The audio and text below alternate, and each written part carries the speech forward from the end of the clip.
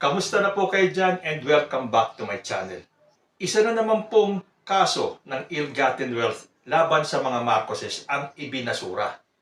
At ano-ano po ba ang mga naging accomplishment ni VP Sara bilang DepEd Secretary? Gusto ko pong i-share sa inyo itong video na ginawa ko para sa aking kabilang channel, yung pong usapang Tito Manny, at kayo na po ang humusga. Dahil sa panahon po ngayon, marami pong bumabati ko sa ating Vice President at sinasabing wala daw siyang nagawa para sa DepEd. So after nyo mapanood itong video na to, kayo na po ang humusga. Let's all watch this. President Bongbong Marcos inutusan ang DepEd na mag-focus on improving teacher competency, feeding program, and addressing bullying to improve Philippines PISA ranking. Ibig po bang sabihin nito, hindi satisfied si President Bongbong Marcos sa performance ni VP Sara bilang DepEd Secretary? Pero bago po natin ipagpatuloy yan, isang magandang balita po muna ulit. Oo nga pala, naalala ko. Meron po mga nagko-comment sa akin, bakit daw puro papogi ng Presidenteng Bongbong Marcos at ng kanyang gobyerno ang aking ibinabalita? Anong gusto nyong gawin ko? Ibalita ko yung mga negative? Kung ayaw ninyong makinig at malaman ang mga magagandang ginagawa ng ating Presidenteng Bongbong Marcos, hindi po ito ang channel para sa inyo. Dahil mai-stress lang po kayo. Kahit na anong sabihin nyo sa akin na ako ay bayaran, ako ay tuta, ako ay sipsip, hindi po ako apektado dahil hindi po totoo na ako ay bayaran, ako ay sipsip, ako ay tuta. Hindi po ako kilala ni President Bongbong Marcos. Wala pong nakakakilala kahit na isang tauhan ni President Bongbong Marcos sa akin. Dahil ako po ay isang maliit na YouTuber lamang na naniniwala sa pamamalakad ng ating presidente. So again, kung ayaw nyo pong makarinig ng good news, lumipat na lang po kayo ng ibang channel. Doon po sa mga channel na wala nang ginawa, wala nang inatupag, kundi ang magbalita ng mga fake news, ng mga kasiraan daw, ng mga hindi katotohanan ng balita tungkol sa ating presidente at sa gobyerno niya. Pero habang andito po kayo sa usapang Tito Manny, hindi ko po kayo tatantanan sa paghahatid ng magagandang balita na ginagawa ng ating presidente at ng kanyang gobyerno. Ito po, isang maiksing singit lang na balita.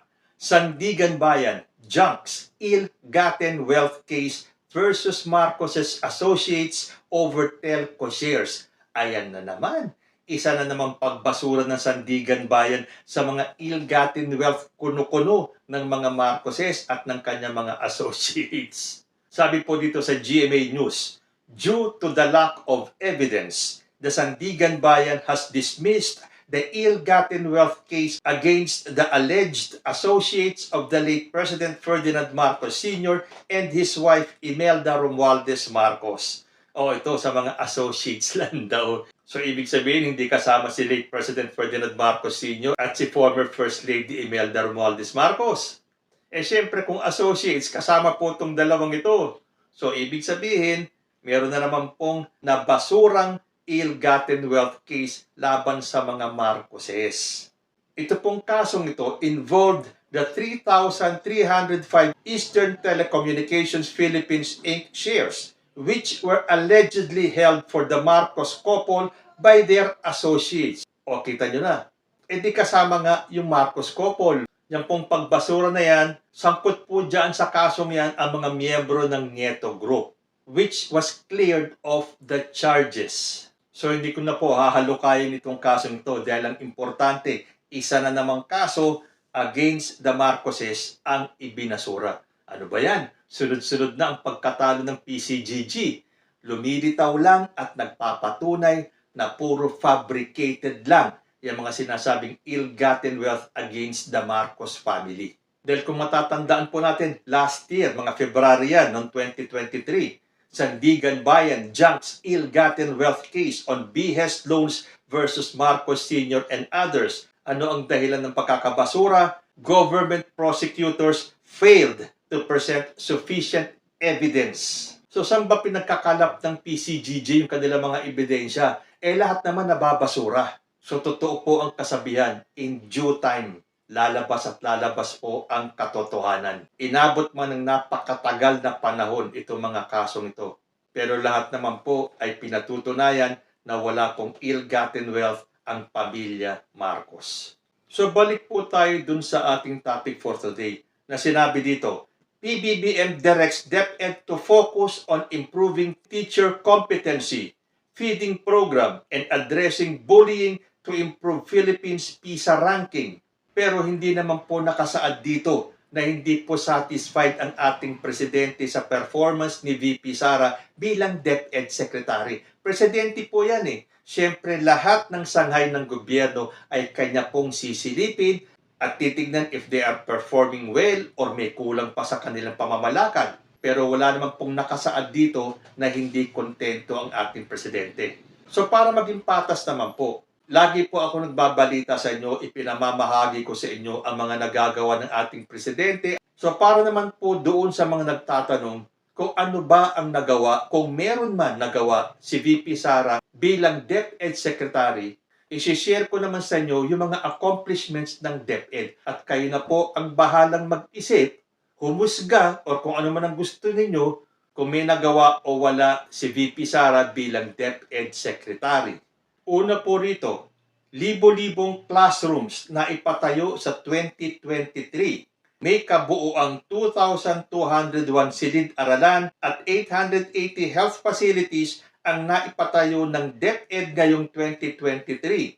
Bukod pa sa 1,274 na nakumpuni. Habang may 45 last mile school classrooms sa mga liblib at malalayong probinsya ang nakompleto. Sumunod, iba't ibang serbisyo ng OVP o yung Office of the Vice President nakakarating sa liblib dahil sa 10 satellite offices.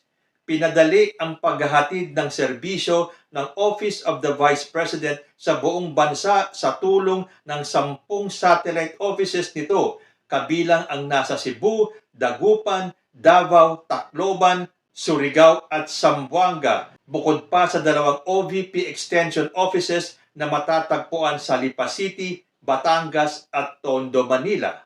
Pangatlo, 132,000 public schools insured na sa kalamidad.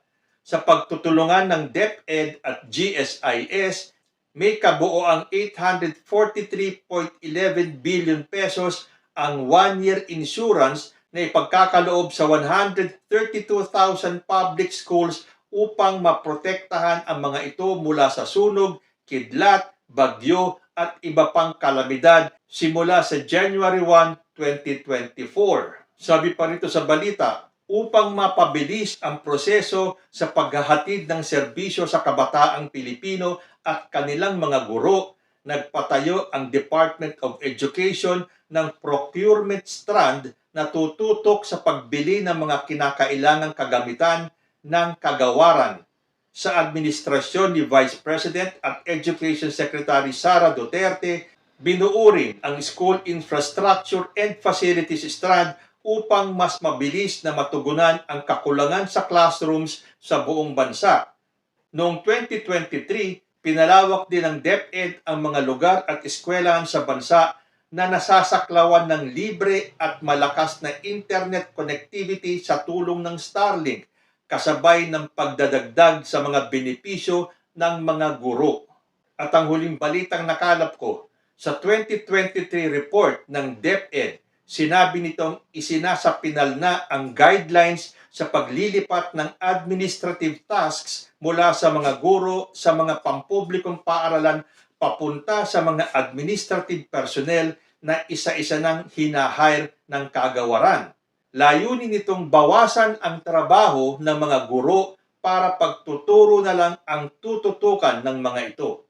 Samantala, nakipag-ugnayan na rin ang DepEd sa GSIS upang magkaroon ng express lanes at dedicated account officers ang public school teachers at lahat ng empleyado ng kagawaran.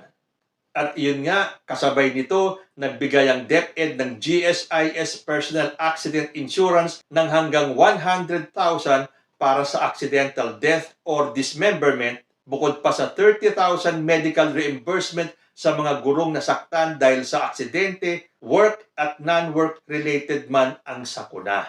So yan po yung mga achievements na nagawa ng DepEd under Vice President Sara Duterte.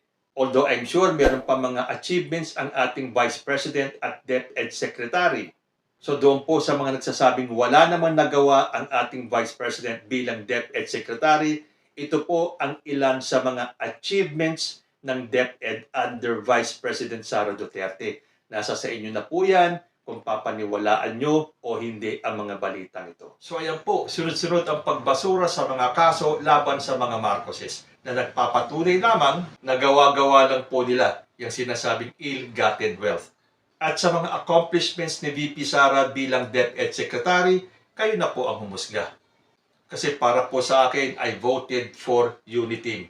And I will continue praying na sana magtagumpay ang tandem ni President Bongbong Marcos at ni VP Sara. Kailangan po natin magkaisa dahil pag nagkawatak po itong dalawang ito, ang makikinabang po ay ang mga kalaban ng unity. At hindi po natin gusto mangyari yan na bumalik ang dilawan sa pwesto. So, hanggang dito na lang po muna tayo. Hanggang sa susunod na mga issues. Maraming salamat po.